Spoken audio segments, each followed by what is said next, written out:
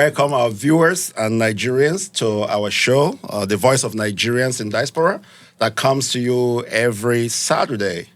This is your voice, your authentic voice. As you always say, that the Voice of Nigerian Diaspora is brought to you by you.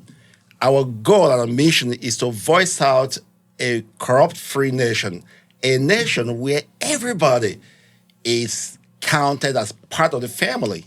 Because Nigeria, as a giant of Africa, we have a lot of things to offer to the world. And we can no longer allow ourselves to stand by the sideline of history. We know our nation, Nigeria, have a lot of potentials. So today, our topic today is going to be nation building, deepening of our democracy. So my name is Dr. Afamefuna Ato from Enugu State, living in Atlanta, Georgia. I have my co-host in the studio and our guests. So each person will go out and introduce themselves. My name is Dr. Blessing Anyaiwonyekachi. I'm also from Delta State. I live here in Georgia, United States. I'm Dr. Helen Godswill Solomon from Delta State, living both in Nigeria and in Atlanta, All Georgia. of us live both in Nigeria. I know. Proudly Nigerian. No place like home.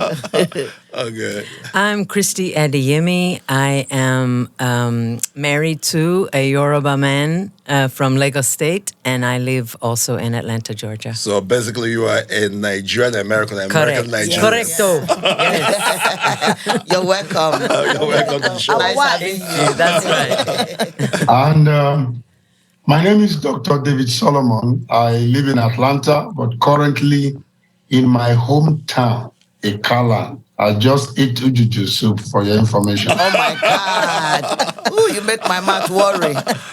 Thank you so much. Thank you so much, Dr. Solomon, for joining us all the way from your hometown in Nigeria. Dr. Solomon, It's my pleasure. thank you so much. Welcome to our show. Dr. Solomon will be addressing our viewers and Nigerians on Labour Party, their strategy. While Labour Party think that they have all it takes to lead Nigeria into a new Nigeria that all of us are clamoring for. So that's what Dr. Solomon will be, addressing us and helping us to do expose on those tenacities. So, Dr. Solomon, this election is so unique because for the first time as a Nigerian, I'm seeing people from every nook and cranny of the nation around the world saying we want something to be different from what we used to be. Last 8 years have been so rough in our nation. A lot of killing, unknown gunmen, high rate of poverty. There are a lot of crises. And now the presidential candidate Labour Party, His Excellency Peter Obi, emerged. It seems to be a lot of young people aligning with him, saying he's young, he's fit, that he is the one to lead Nigeria to a new hope. But also, when you look into some of the people in the Labour Party, you still see other people from different political parties like APC and PDP who jump into Labour Party. So can you tell Nigerians that it's not going to be a game as usual, just like when you look at PDP and APC, it's as if the same people switching gear from every corner. Yes. Can you tell Nigerians why this is going to be different from what we used to see? Yes. Thank you so much, Dr. Afam and your panel. I really appreciate this time coming on your show. I'll make it very simple and very clear. Nigerians themselves, all over the world, are tired of what we have been used to. And as a result of that, there is this yearning for a better and a new leader. Now, many of us were not Anambrans to have witnessed Peter Obi when he was the governor of Anambra State. But when you look at all the candidates that are standing, and you refer back to the history of what they have done, when they had the opportunity to be in power at any level. You discover that they have not done anything good compared to what Peter Obi have done. Now, we know politicians are good in promises, but when somebody promises and it delivers, now you can trust that person promises again. Peter Obi has promised before. He delivered everything he promised he was going to do as a governor. And so that is why, like I remember having a conversation one time, I said, look, all of you standing are the same old political order, but the difference is that you are a different species. You do what you said you would do, regardless of who you step on their toes, but you deliver for the masses. And I believe in connecting what I do with the Word of God, with the Bible. The Bible made it very clear that when a righteous man rules, the people rejoice. And when a wicked man rules, the people suffer. Now, we can tell in Nigeria if it is a righteous man ruling or a wicked man ruling. And how do you ascertain who is a righteous man? It's not the person who don't wear earring or have a kind of attitude or dressing. No. God is a God that respects people who treat other human beings, especially the less privileged in society, as people who are doing his will. Now, why this election is going to be different is that if you watch Peter Obi carefully, he's a man of the people. He can go to any level to reach the lowest, the unreached, and to make sure that he listens to them and he hears them. And this he has done by activating all Nigerians all over the world, especially in the diaspora, to wake up to the fact that diaspora has a great control and effect in this coming election. And many people think many people in diaspora don't have their PVC, they are not going to vote. They will be surprised. Even those who don't have their PVC to vote, they also have a great influence in their community, in their family. I got a privilege to visit my ward yesterday, and who accompanied me to my ward? The Delta North senatorial candidate for Labour Party accompanied me to my ward. It was a different experience completely. At least they could see a senatorial candidate, and they could see their own member of the ward, son of the land, who is also with them, who they have heard about much of my involvement with the whole Obi movement, Obi Dati movement, and the Labour Party stuff. So this coming election, Peter Obi is very, very qualified more than everybody. If you look at their age, all the contestants who are running against him, majority of them, or the two front runners as they call them, their head is already feeling them. They cannot even comprehend or deliver a single sentence without fumbling. And you look at the other person also, which I'm not going to be interested in calling their parties, he has done so much damage to Nigeria. For 8 years, you run as a vice president of this country. What did you do? Nigeria got into more poverty. You enriched yourself more than anybody. You look at the running mate. He's a governor. He happens to come from the same state. You look at what they have done with the little opportunity they have. Are we going to hand over the bigger Nigeria? When they mismanage the state, they mismanage some parastatals that they were given in charge of. Are we going to hand over Nigeria to them? No. So Nigerian youth have been able to meet with many of them, both in Taraba State, met with them in Abuja, met with them in Delta, met with them in Lagos. Everywhere that I go, I meet with a lot of the youth, a lot of the support group, a lot of the movement. I've been involved in many meetings, especially with the big tents and the rest of them. The thing is that everyone is ready to do their best to make sure that the Labour Party candidates become the next president of Nigeria. This also brings me to this question. What do you think that the youth are going to do differently this time as per bribery and buying them over? Because we learned that they are putting in so much money, buying them over. Do you think they are with Obi, or do you think that they might disappoint because of the money that they are giving to them? I will tell you clearly from what I have heard from many of them. The money they are sharing for them, some of them believe that is their money, is Nigerian money. Okay. It's the money they stole that they are sharing. So they will collect the money. But are they following them to the voting boot? No. Many of them know that this is the only opportunity they have to change their story, not just the story of Nigerians, their personal story. Because for out of how many years this current administration have been, look at how many months the students have been on strike. They have been at home because of the ASU strike. And so they don't want to see that. In Nigeria is the only country where you know when you enter the school, but you don't know when you graduate. How long will you continue to do that? Your peers, you graduated from secondary school or high school, they've gone to graduate, get their masters, you are still at the 200 level because of what? Bad governance. So look, the youth are ready. They are not ready to sell out, but I can tell you that there is a great level of hunger on ground. Even if you drop $1 billion to begin to help the people on ground, it's going to be like a drop in the ocean. Okay. But many are still determined. Okay, Dr. Solomon, I will ask you another question, then I will come back to the panel. Then we can talk a little bit among ourselves. Now, there is people, there are people saying that Labour Party doesn't have a strong structure. And how are they going to win this election? Because they don't have a structure.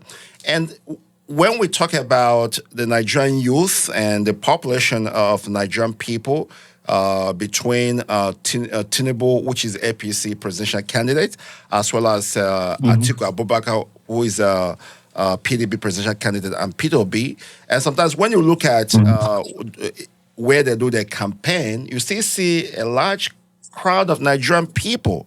And does that concern Labour Party, or what is their strategy making sure that the structure that they're saying they don't have on the ground?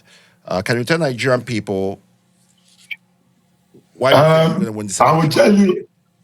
I will tell you clearly from what what I'm seeing on ground, and from what we've been discussing in meetings.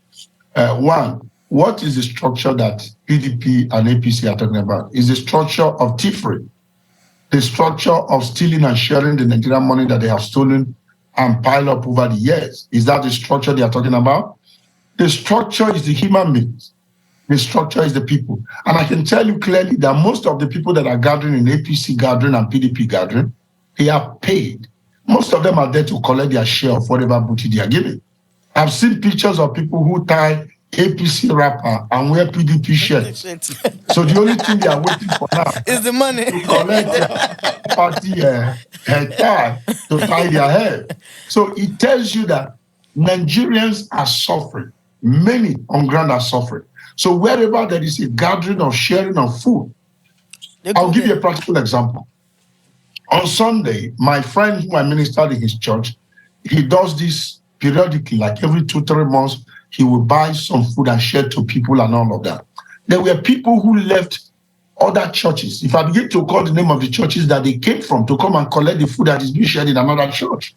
Yeah, I mean, that is to tell you the reality. There's a high rate of hunger in the country. And that's exactly what we are talking about. That's what we are talking about. The people are so impoverished, and this is a systemic approach by the politicians to actually keep people in poverty, so that in such a time as this, the people can be depending on them. That is it. For and little money. Easy to give them money, and then they will agree to vote for them. Okay, also Dr. Helen, let me ask you, growing up in Nigeria, we always see that politicians will oftentimes keep their money. They go to National Assembly, they get allocations, they pile the money. During the campaign, they will start sharing rice, wrapper, and everything. How do you think that this impact our democratic process? Do you think that this should continue? Or do we need to stand up and condemn it? And last time in our show, we talked about how politicians hoarded the food that we're supposed to distribute during the pandemic. So what do you have to say about that? Now, basically, in the first place, if things were working right, they do not need to distribute anything to Nigerians. There are systems that should be put in place, like the social welfare system. If somebody is not working, if somebody is unemployed, either because of a medical condition, health issues, and all of that, we should have certain things in place. Yeah, but APC government they come out to say that they have instituted after-school program meal. They have, given out some 5,000 to some people. Okay, let's talk about it. Now that you brought it out. Yes. When APC government shamelessly comes out to tell Nigerians that are distributing money to some people, who are the people that are distributing money to? Number one. The other time, was it the finance minister, that woman? She said that they are giving money, feeding school children. Which school? Which children? Does it mean that a section of Nigerians benefit from these things and some other parts of Nigerians are not involved? That is where the problem is. And Nigerians, we condemn such things. The reason why they hoard money, hoard food, hoard everything, and wait until election period is diabolical, to say the least. Because if they mean well, then we should have a system in place that actually takes care of everybody at all times, not only during election. So coming during election to start distributing clothes, wrapper, rice, salt, and all that. Now look at what they distribute. How long does it last? How long? Do they even give you a bag of rice? A bag of rice today cannot take care of a family of 4, which is the average family in Nigeria. 2 children, 1 mother, 1 father. Cannot take care of one family of 4 for 1 month. So they come a month, 2 months to election and do all of that. Afterwards, you don't hear from them anymore until it's time for the next election. And we are saying no more. Which is kind of bad, because I always tell people, if you are allowed to keep on bringing the food and the money, when they get into office, they will try to recover their money first before they remember you. Okay, so let's come to Christy. Christy, you are an American, and also you are married to a Nigerian, a Yoruba man. So you kind of have experience in both worlds. Mm-hmm. So from your own perspective as a Nigerian American or American Nigerian, how do you think that the corrupt system can impact the society? Because here in America, we see where there's a separation from judiciary and politics and everything, so that there's accountability. But in Nigeria, oftentimes the politicians seems to be more than God. They make their own decision. They take laws into their hands and they get away with everything. What will you tell Nigerians why they should vote wisely in this election so that the politicians can be held accountable in their leadership? So I guess I would say that, first of all, that in America, it is perceived that we have a developed political system. That's not necessarily the case. Okay. We're just really good at making it look really good. Okay. We have our own corruption here as well. Sure. But in Nigeria, so any type of system that is trying to take power, they have a huge investment in oppression. And what they do is they try to create a certain amount of fear through passing information that is usually incorrect, misinformation. Right. And then they also try to keep those people oppressed so that they can accomplish what they're trying to achieve, which is more power. Right. And I don't know if you've ever seen anyone go from feeling powerless to being free. That's where everyone is trying to get. Right. Yes. It doesn't matter where you live, what you do, or where you come from. Everybody is looking for freedom. Right. And the reason why it's so important to vote, which was the same reason I voted in America during this midterm election, is because freedom does not have a price. Freedom does not have a price. No price for freedom. Yes. It doesn't. Okay, then thank you so much, Chrissy. Let me come back to Dr. Blessing, because we have consistently talked about PVC collection, telling people to vote. And there have been some, areas we hear where people went to pick up their PVC. They said that some INEC officials will ask them to pay and things like that. What do you have to say about things like that? And what should you tell Nigerian people regarding getting their PVC and getting ready in this election? Okay, that question is so nice, you know. When we talk about PVC to election, PVC is like a gold that is unquantifiable with any amount of money. PVC is like your voice, what you want to happen. You only do that or achieve that through that your PVC. So PVC is so important. This is my voice. This is who I want to be in this election. This is who I want to represent me and my family and my generations. This is who I want to vote for. This is who I want to lead me through this stress to a better place. So PVC is very, very important that most people, they don't know what they have. So we encourage all Nigerians to please go get your PVC. But we saw, which I am going to ask Dr. Solomon to this question, because we saw some places in Nigeria that people are, the INEC or officials or something, they are just saying that, oh, they are waiting for people to come and collect their PVCs. But some places, people are screaming and shouting and recording it and sending it out that they ask them to pay certain amount of money for them to get their PVC and to thumbprint before they get their PVC. Dr. Solomon, do you think that is true?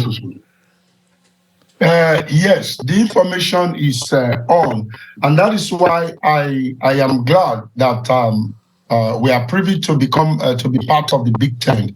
They are handling some of these issues, sending out the information to tell people clearly: do not thumbprint to pick your PVC. Do not pay money to pick your PVC. You see, Nigerians, because they are respectful in nature, these few government officials will sit down and try to sabotage the effort of the bigger government trying to make things to work. When you go to any center to collect your PVC, 2 or 3 staff sitting down there say you must pay money or you must thumbprint before that, you can hold them to ransom in that office. Until they deliver your PVC, they will not get up to go and pee. They cannot get up from their seat to go and eat or do anything. They will do the right thing. Because if you don't fight for your right, they will continue to oppress you. The system that has been set up by this politician is a system to oppress and to frustrate people, just to discourage you from continuing that thing. The APC and the PDP are doing everything they can. For example, the senatorial candidate that went with me to my ward yesterday, do you know how long PDP were trying to block him from INEC releasing his name? Just a week ago was when they brought out, they approved his name because they don't want to have any contestant against them. So these are so many things. And the Big Tent of the Obidati movement are working tirelessly. We have every department who are responsible dealing with every issue that comes up. Okay, this brings me to another question. This brings me to another question. Do you think there's a committee that should be set up or that is set up already to see through this, that if someone goes there to collect their PVC and they were unable to get it due to one problem or the other from the INEC, is there any committee that they can report to? Yes, we have an INEC directorate who is handling all of that. Okay. Any complaint, as a matter of fact, those of us who are in the US who are part of the Big Tent will be having a meeting on Thursday. And I will also be informing us some of the things we need to be doing. When you get information like people from your ward are having these challenges already, then we have to elevate it straight to the directorate of who are in charge of INEC liaison. Do we have so that they'll be able to follow up? Do we have a name, phone number that our viewers, that if you have a challenge? The information of the people, the information everything of will be out on they are there. Okay. Everything is there. As a matter of fact, I posted the detail of various directorates on our platform. Okay. On just the Big Tent Diaspora platform. And so you can access it. What would like you can access if we have it as well in our show. Yeah. We can put it on our show next time. It's just that we don't have it right. Okay. You see, just like when we're talking about the corrupt practices in our country, I remember the first time I voted in Nigeria was in 1999. I was 18 years old, and I came to vote. And when I came to the voting center, there's this man from my village who is kind of running for councillorship at that time. what he did was all the teenagers, he just brought all of us together, take us inside the room, and asked us to start thumb printing. We were in that room, kept on thumb printing until we're filling the box. Wow. And he gave us maybe like 20 naira. 20 naira at that time. No, the poverty, you came from a poor family and you came to vote and someone gave you 20 naira. That was a big money. So you're part of people that spoiled that country. No. It's actually what I'm saying, like, how the people's psychology is being damaged in democratic process. That from the childhood, people think that the best way to cast your vote is to receive money and sell your birthright, but not knowing that you are enslaving, hurting your future. Because it's very important that we start having some of this conversation to people to say, listen, when you selling your PVC or your right, your voice to vote, what happens to you in the next 4 years? Just like we talk about the strike with ASU. And we have talked about in this show that almost all the ministers and all the government officials in Nigeria, all their children are studying overseas. So they don't really care. So it's very, very important that our people, both the religious leaders or the community leaders or the parents, conscientize their children the importance of voting and voting right and making a critical decision in this election, because Nigeria belongs to all of us, and it is our responsibility to save the country. Okay, I want to ask you another question, Dr. Solomon. Would you tell Nigerians and our viewers how you think that Labour Party or Peter Obi, if he's elected as a Nigerian president, will be able to unify the entire nation? Because right now, Nigeria have been so divided, and that's why sometimes you hear people saying voting for Peter Obi is voting for Igbo, and voting for Igbo is voting for Biafra. And you being one of the Labour Party analysts or strategists or spokesperson, can you be able to tell us how do you think that the Labour Party will be able to unite Nigerians under our green, white, and green and be proud of our nation, that we can be together as one family? I can tell you with the little that I know, Peter Obi, I can tell you he's a man that has the bigger picture of Nigerian unity at heart. And secondly, there are many organs or many individuals, key people who are working to bring together that unified Nigeria. I'll give you a practical example. I will talk from the Big Tent angle. The composition of the Big Tent is a full replica of Nigeria. The North is fully represented, the West is fully represented, the South is fully represented, the East is fully represented. There is no dominance of one geographical or ethnic group dominating everything. No. The DG for the independent, the Big Tent Independent Campaign Council is a Northerner, but I think the chairman of it is from another region. That is how they have broken it down. And this group are the people that are building the bridges, which the Labour Party is missing.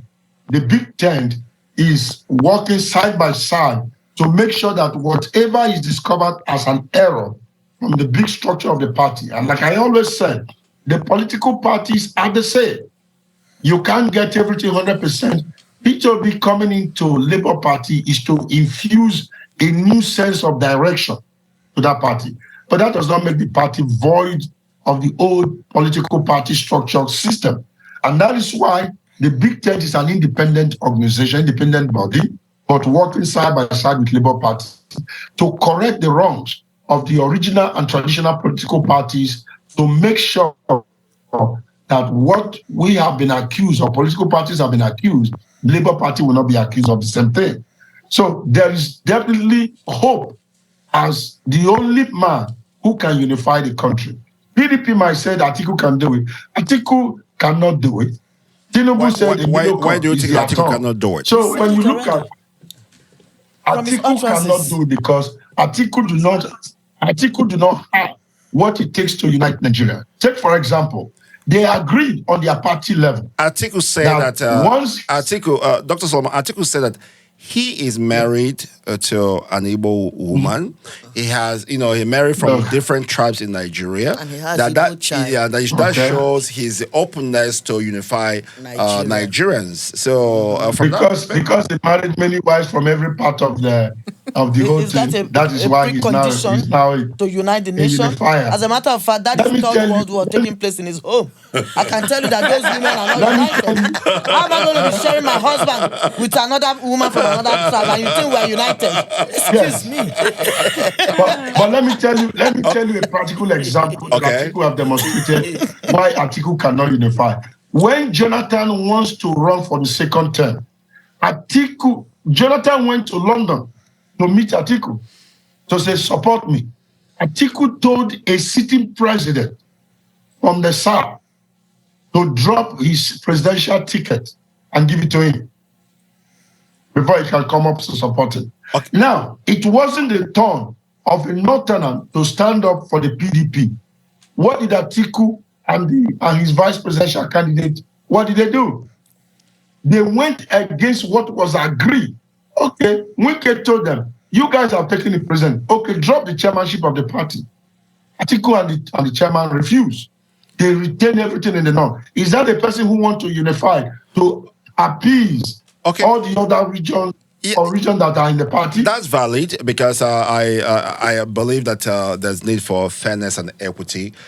Just like what Wike is saying, that if PDP from the north is having a presidential ticket, then the PDP chairman should come from the south or from another region. Okay, but there are a lot of people also from different part of the country who are saying that Tinubu, have helped them, in different ways. In different ways. That with that, he's also a unifier. Just like in my own home state, actually, my home senator, Senator Chimaroke Nnamani, even though he's PDP, but he's rooting for Tinubu because he believes that he can be able to unify young Nigeria, and he has a better plan for the young people. Well, let me say this, my brother. And when it comes to the South, I am more closer to Southeast than South. And I will tell you, it's not today that it started that we from the Southeast, we betray our own just for our selfish reason. You think every political class why Governor Soludo said that Obi cannot win the election? Exactly. No, Governor Soludo's situation is very clear. The guy is his behavior is he thinks he's the only person who can now come up to run for president. And with Peter Obi coming and with this movement has already killed his chance at all. So that is why he's selling out. Now, most of them who are selling out are going to chew their lips at the end of the day. You know why I said that? Because they will be disappointed. If you look at the emergence of Peter Obi and what is going on, this is the first time that individuals are using their money. People are coming together to raise funds to back the Peter Obi movement and the candidacy.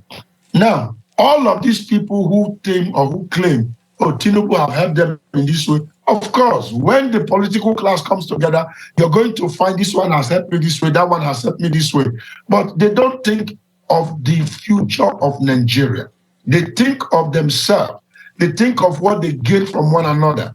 And if we are to go by with what all these politicians have stolen from the Nigerian people, none of them should see the daylight for years to come, if not possible till they die, because of the wickedness they have done. And these people cannot unite. I can tell you, they are very, very clear. If Tinubu wants to unite the country, why did he choose a Muslim ticket? Somebody who wants unity. He should be able to, he looked down on the Christians who are more in numbers than the Muslim in this country. But he felt that there is no single qualified Christian.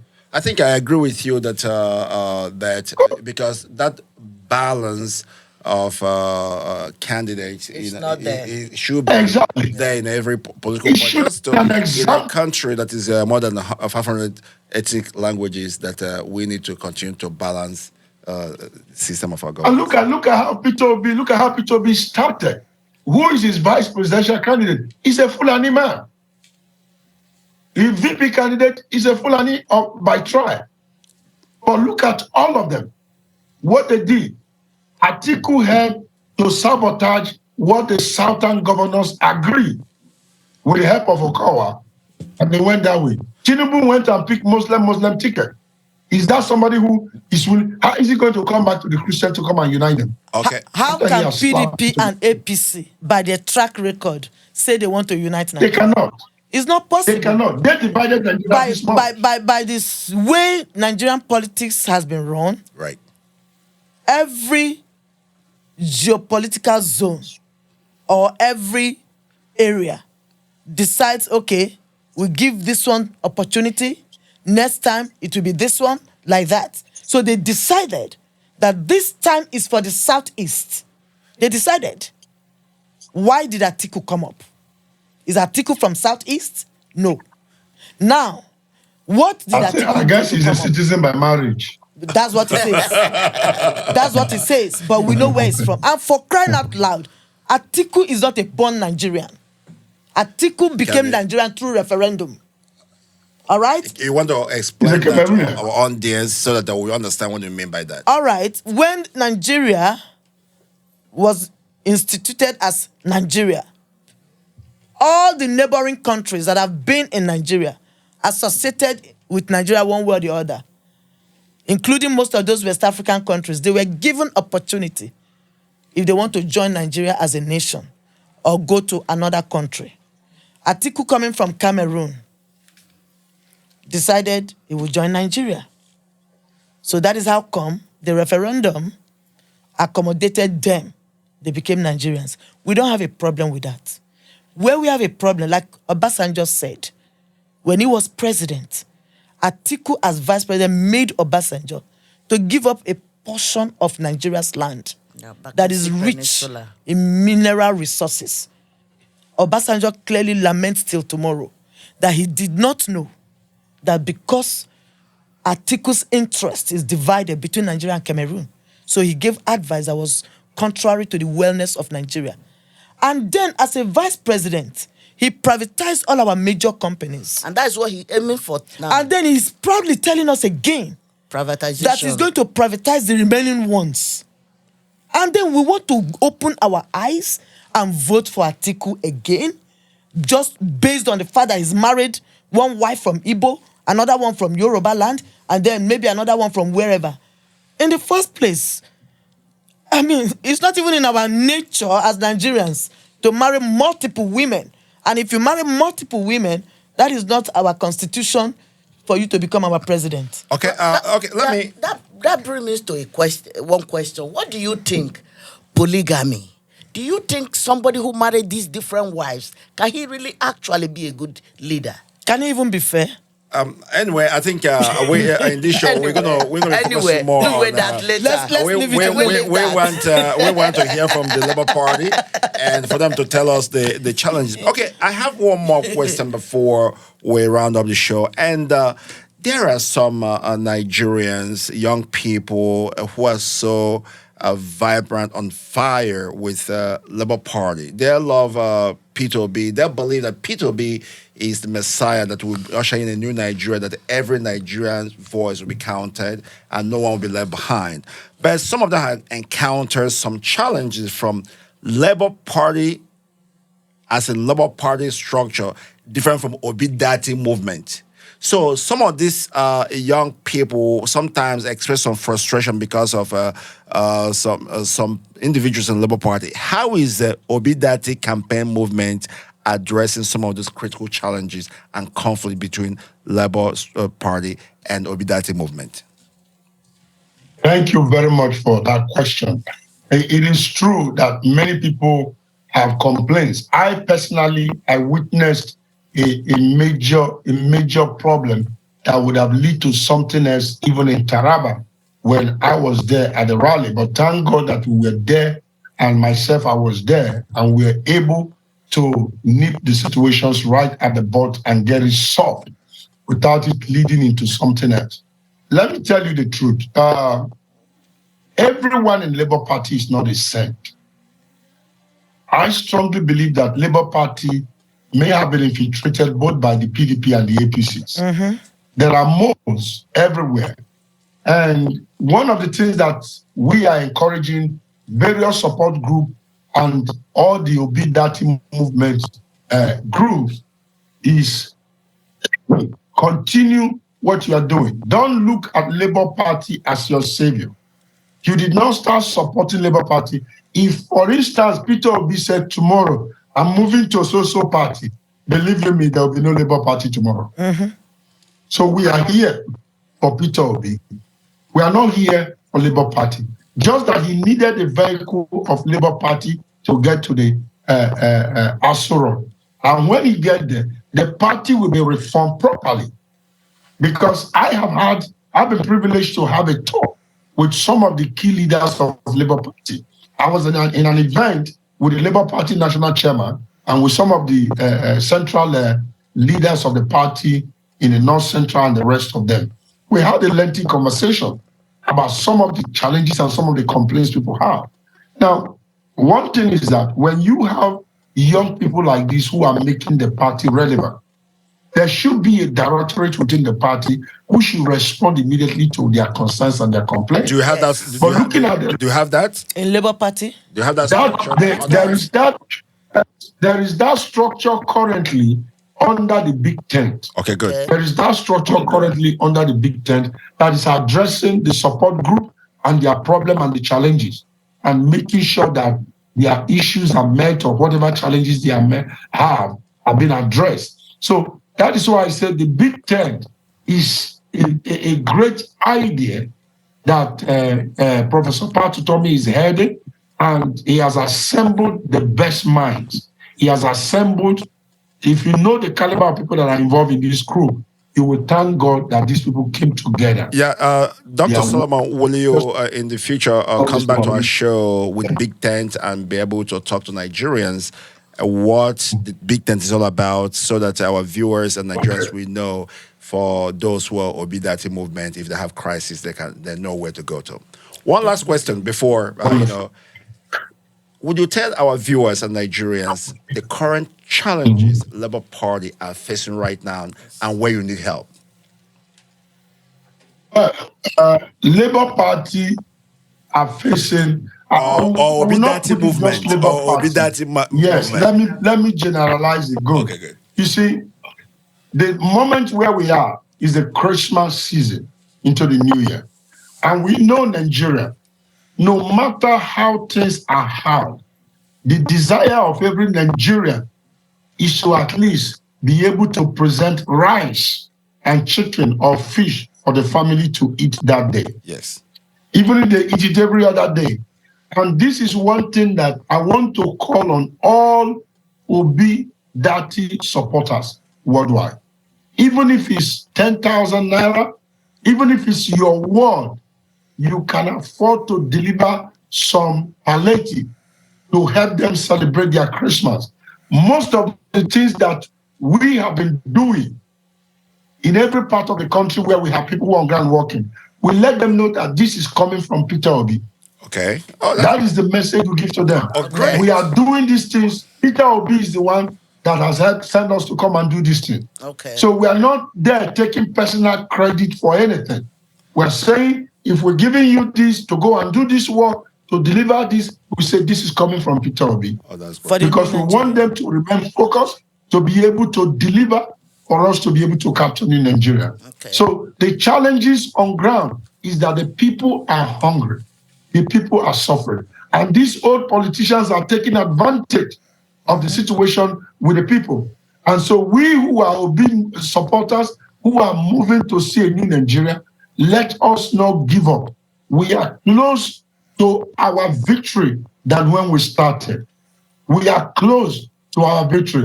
I cannot announce a major thing that is likely going to happen in the nearest future, but I will wait when it is official, then I can boldly talk about it. Those are some of the things that God has given us the privilege to be able to be instrument to broker some of these bigger things that will change the narratives of this election. Thank you. Dr. Solomon, do you want to give our viewers and Nigerians your final word as we come to the end of the show? All right. Thank you so much. And it's nice coming on your show. I happens to, your co-host happens to be, one is my sister, one is my better half. I want to thank God. I want to thank God for what you guys are doing. And I want to tell the viewers and Nigerians, look, do not allow anybody to deceive you. Whether they give you any amount of money, they give you food or give you whatever, just endure. It wouldn't be long. We will no longer sing the song of these wicked politicians anymore. And until I come your way again next time I'm given the opportunity, I want to encourage those who have not collected their PVC, go and collect your PVC. Do not thumbprint.